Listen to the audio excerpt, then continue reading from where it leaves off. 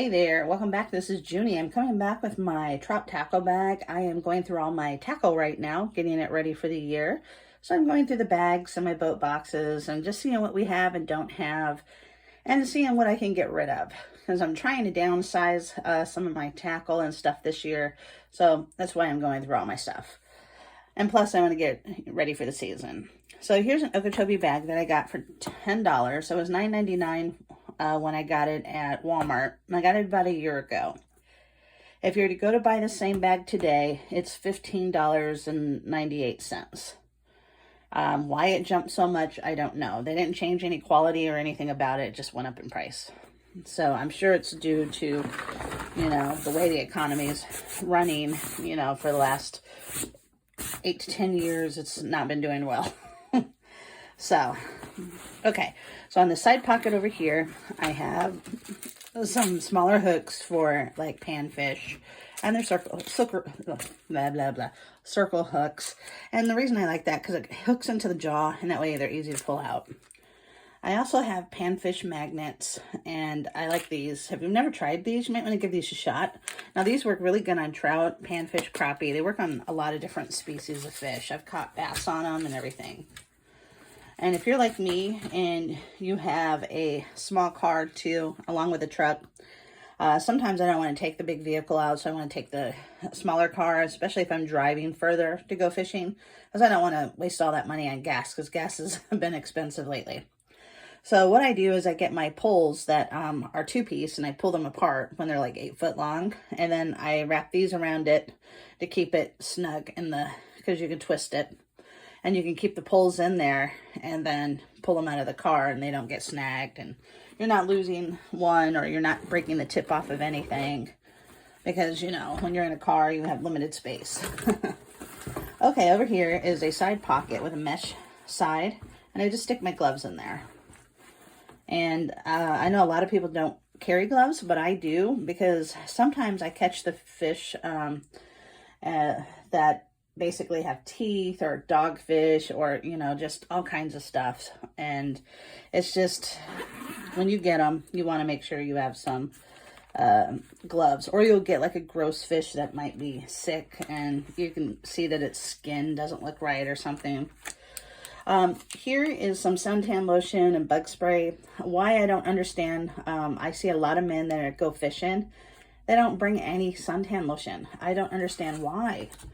I'm fair-skinned, and skin cancer runs in my family, so I always have it. I have some antibacterial wipes along with some band-aids just in case we get hooked. I also keep a stringer in there along with some like headache medication, because sometimes I'll get a headache, so I keep that in there. It's either Tylenol, that, or Midol. And yeah, I just don't understand why a lot of men that I know, and their tackle boxes, they don't even have anything like they get cut or anything. They just keep it dirty, I guess. Okay, so before we get into the middle of this bag, let's go to the front pocket right here. And this is a large bag. You can keep soft plastics in here because you can fit like about 10 bags of large soft plastics in here. What I have is a scale, a knife. Sometimes if I'm out and about, I'll eat the trout when I'm out on the trail. Needle nose pliers. I have scissors, hemostats, clippers. And I just have a little bit of everything in there. The reason that I carry the hemostats is because trout's mouth are very small. So if they swallow the hook, I can take the hemostats to get in there. Not everybody carries those, but I do. So here's the inside of the trout bag, and it looks like a mess, but it's actually pretty organized. So this is like my bait bottles or bait jars. Okay. Here's a box that I got last year along with a crappie one at Walmart, and these work pretty good. I was really impressed because I caught several trout off of this box alone. You can go ahead and check out that video on my channel. And yeah, these work pretty good. So if you happen to see these for $5, and plus they're made in the USA, why not? For $5, I don't think you can really pass that up, because look, everything you get in there. You get all kinds of creature baits, bug baits, and there's like centipede type things in there, trout worms and hooks and bobbers for $5. That's a really good deal. Okay, so I always keep a towel in here to wipe off, and this is a microfiber towel. Now, you do not have to have a microfiber towel. Normally what I do is get an old t-shirt, cut it up, put it in here. Oh, look, here's my neon trout one. I like this one. I need to put that in the side pocket. I like these. I just got this towards the end of summer, beginning of fall, and I thought I lost it. Anyway, I got these neon ones because I wanted to try it. So now that I know that it's in this box, I'm going to put them over here in the side bag with the other one, because these brighter colors are supposed to work really good on the trout as well. So that's why I want to try it. So that's that. Right here, as you can see, there's all sorts of bobbers. And there's slip bobbers, just regular bobbers, all sorts of weights and stuff. Because sometimes you want to get down a little further. There's swivels, jig heads, all kinds of stuff in there. There you go. And you just never know, like, what you need when you go trout fishing, depending on where you go trout fishing, like what the current is like, how deep the water is, how far down the trout could be. Sometimes they're near the top, sometimes they're in the middle, sometimes a little bit further down. It just depends. And here's the 2 boxes that this bag came with. And they're okay. Not the best in the world, but it's okay. So here are some of my trout stuff. I have a lot of these like little creature bait type things. These work really good if you have like sandy areas or like little rocky areas where it doesn't get caught in there. A lot of just different kinds of spinners. Some of these little cast masters too, and little beetle spins and just more spinners. I like the Meps and I like the Panther Martin. Those seem to work really good for me in the area. I also like the Rooster Tails. You know, that's just the brand name, but they're just basically spinners.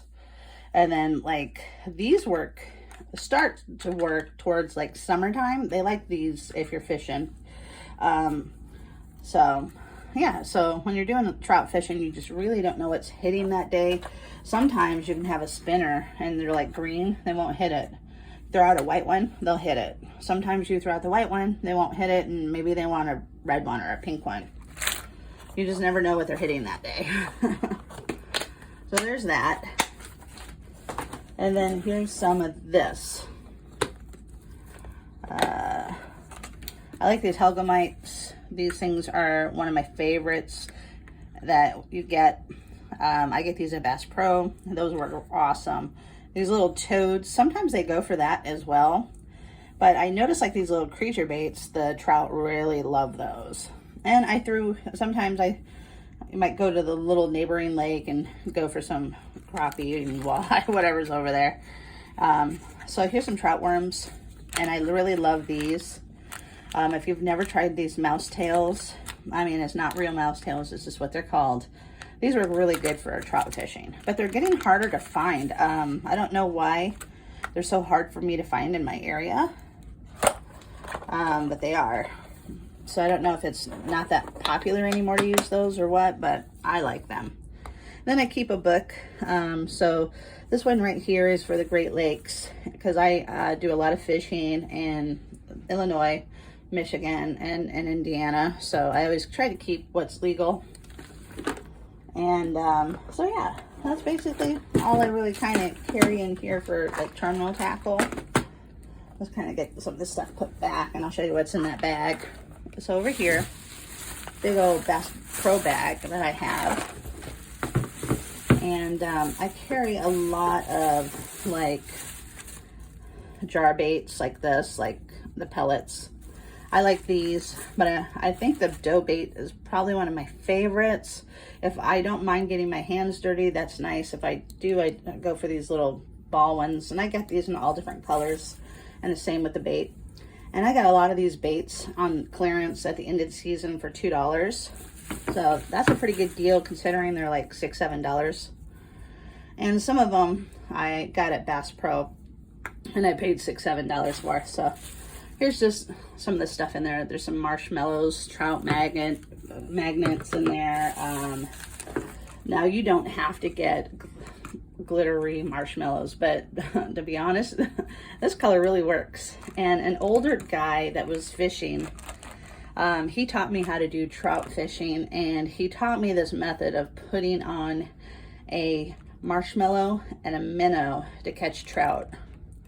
And I know that's really weird, but he also had these in his box, and he told me about these, how the glitter and the pink, for some reason, I guess it looks like food from the fishery or something. Well, anyway, I took his advice and got that, and that works. And like I said, just all different colors of trout dough. You just never know what's going to be hitting on that day. And if you can get it for $2 a can, go ahead and do it. If you cannot get it for $2 a can, what I would recommend color-wise, I like this right here, this like salmon egg with glitter. I don't know if you could see that. That works really good. A pink works really good. So if you can do that, and you want to make sure it's floating. Some of them are not floating. And the cheese one. Now this one is my secret weapon. The cheese one, I don't know what it is about this, but they really love this in my area. I have a garlic one, but I believe I might be out of that one. The bright colors actually work on the fish. And I got this one with the glitter. I don't know if you could see the glitter, but yeah, so that's basically what's all in here. And there's also salmon and stuff. I'm gonna do salmon eggs, because the trout and salmon where I fish are running together all the time. You just never know what you get. But that's it. That's all that's in there. And I hope this helps you out, or, you know, when you're going through your bags, that you kind of see what you need and don't need.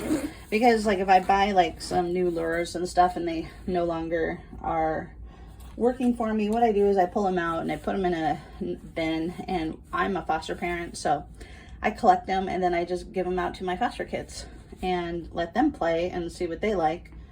And that's how they can create a little bag for themselves to take home, and when they get reunified with their parents, then they have their own tackle. But other than that, this is me, Junie. If you could, please like and subscribe to my channel. I do a lot of stuff, and I like to fish. I like to cook. I'm a foster mom. I work. I'm just an average person, so if you'd like to come on over and enjoy some videos of mine, I would appreciate it. See you soon. Have a great day. This is Junie.